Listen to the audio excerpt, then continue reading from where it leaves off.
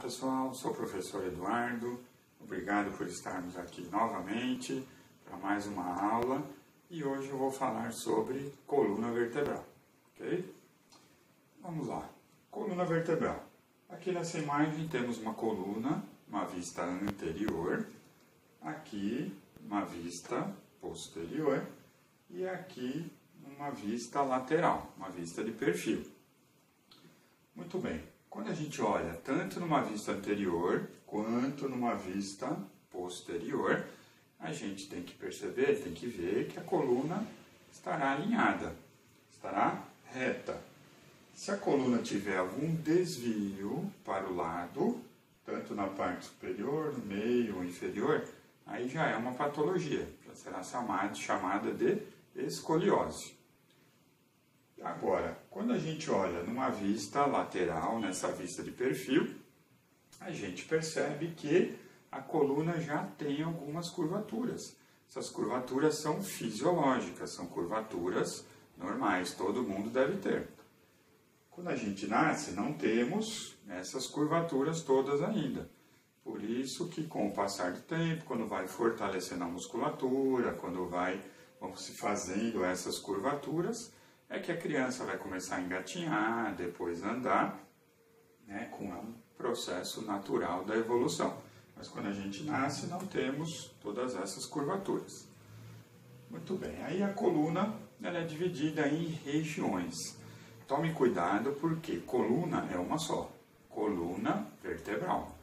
Aí tem as regiões, região cervical, região torácica, região lombar, região sacral e coxígea. Por quê? Porque tem gente que fala coluna cervical, a coluna lombar. Não é o termo correto. Okay? Coluna é só uma coluna vertebral que é dividida em regiões. Começa sempre a contar de cima para baixo. As 7 primeiras vértebras são as vértebras cervicais, que serão conhecidas como com a letra e o número C, de C1 a C7.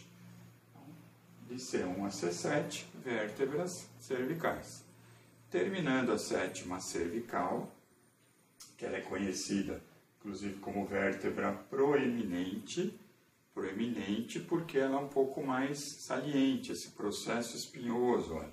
O processo espinhoso é essa saliência que tem na região posterior, que é aquilo que a gente consegue apalpar facilmente.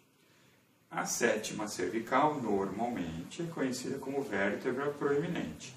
Em algumas pessoas pode ser a primeira torácica, mas normalmente é a 7ª cervical. Aí ela é usada como referência, inclusive, quando vai fazer alguns exames de raio-x ou de imagem, para saber posicionar melhor o corpo. Terminando a 7ª cervical, vem as 12 torácicas, com a numeração, com letra e número de T1 a T12. Okay? Terminando a 12ª vértebra torácica, vem as vértebras lombares, que são 5 vértebras lombares e a letra L. Portanto, de L1 a L5. As seguintes, aqui, são as vértebras sacrais, são 5 também, são conhecidas como S1 a S5. E aí a gente percebe que essas vértebras estão fundidas. Como elas estão fundidas, formam um osso só, que é o osso sacro. E abaixo do sacro, tem essa pontinha aqui, o finalzinho ali é o cóccix. O cóccix é formado por 3 ou normalmente 4 vértebras que também estão fundidas. Por isso formando um osso só, que é o osso sacro. Dando um total de 33 vértebras. Aí podemos contar as vértebras individualmente como osso, cada uma é um osso, com exceção aqui, a gente contar 5 vértebras sacrais, porém vai se contar apenas um osso. Da mesma maneira que nas vértebras coxígeas. Aí coxígea vai ser conhecida por CO, CO1 a CO4. Contaremos 4 vértebras coxígeas, porém um osso só, que é o osso sacro. Por isso que contamos 33 vértebras, ou podemos contar 26 ossos formando a coluna. E essas curvaturas que se formam na coluna, né, vão ter os nomes de acordo com a posição da curvatura. Aqui na região cervical, portanto aqui, ó, nessa região aqui, logo atrás do pescoço, da nuca, né? Da nuca é a região do pescoço, região cervical. Cervical. Como essa curvatura a gente percebe aqui anterior, ali posterior. Como essa curvatura tem a concavidade voltada para a parte anterior, a gente vai chamar isso aqui de lordose, como está na região cervical, lordose cervical. Lordose, quando tem a concavidade, quando a curvatura é a concavidade anterior. Já na região torácica, a gente percebe que, olha, que a concavidade ela fica para a região posterior. Por isso aqui é chamado de cifose. Cifose torácica. Olhando mais para baixo, já dá para perceber que na região lombar, nessa região lombar, a concavidade fica igual lá na região cervical. Portanto, também será uma lordose. Lordose lombar. E na região do sacro e do cóccix, dá para perceber também que a concavidade novamente é posterior, igual ao que tem na região torácica.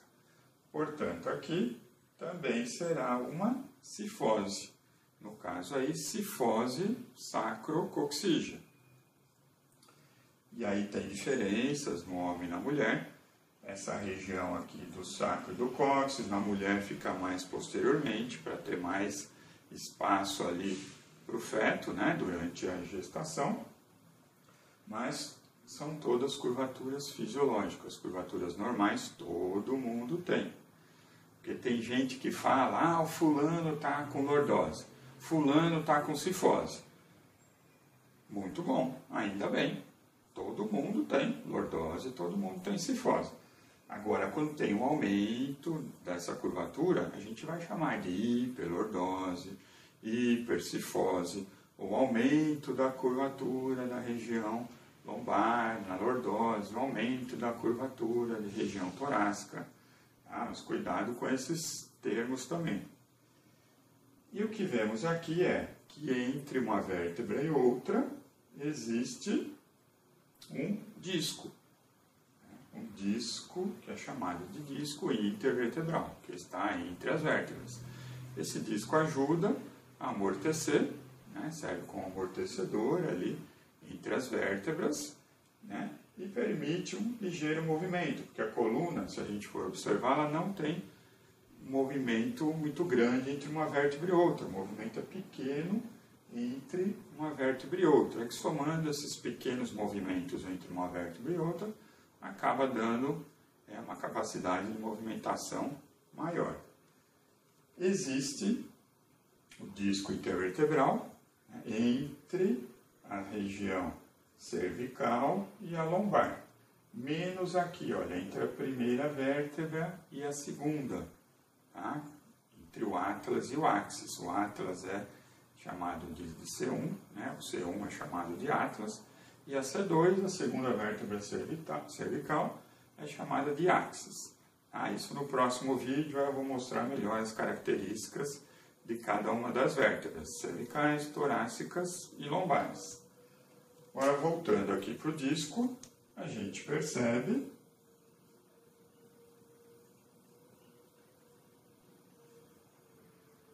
que o disco, aqui, humano, né, um corte aqui, vamos ver se vocês lembram, corte frontal ou coronal, podemos perceber aqui, olha, o disco, que é formado por fibrocartilagem, e aqui, como o osso foi cortado, a gente percebe a parte interna do osso, que é a substância esponjosa. Aqui é o osso, substância esponjosa, e aqui o disco intervertebral. E dá para perceber que o disco, olha, ele tem uns anéis aqui, mais na parte lateral, né? Ele tem esses anéis, são os anéis fibrosos, né? Que é um tecido um pouco mais rígido, para poder conter ali o interior dele, que é o núcleo pulposo, que é uma substância um pouco mais gelatinosa. Núcleo pulposo, mais o meio e rodeado desses anéis fibrosos para poder conter o núcleo pulposo ali no meio. Por excesso de peso, por alguma sobrecarga, má postura, coisa do tipo, esse núcleo pulposo ele pode sair daí do meio do disco e ir para o lado, ir para algum dos lados. E essa é a famosa hérnia de disco. Olha, aqui está o disco, o núcleo pulposo, a gente percebe que saiu ali do meio do disco e pode ir para qualquer lugar. No caso, esse aqui formou a hérnia e pressionando a medula espinal. Se ele vier mais aqui para o lado, pode pressionar os nervos, né? Porque de cada lado da coluna vertebral saem os nervos que vão chegar em todo o corpo, trazendo a sensibilidade para a medula e levando a informação motora para todas elas. Portanto, aqui, né, essa hérnia de disco, que em muitos casos, né, só com cirurgia vai poder resolver, e na cirurgia tem que cortar, tem que raspar essa parte que se excedeu, que extrapolou ali o seu local de origem, e aí que pode acontecer os problemas, porque pode estar aderida a algum nervo, aí pode lesar o nervo na hora de raspar, por isso que é uma coisa mais complicada. Tudo bem, gente? Espero que tenham gostado. No próximo vídeo eu vou mostrar as características das vértebras, né, como é que se diferencia uma vértebra da outra. Obrigado e até a próxima.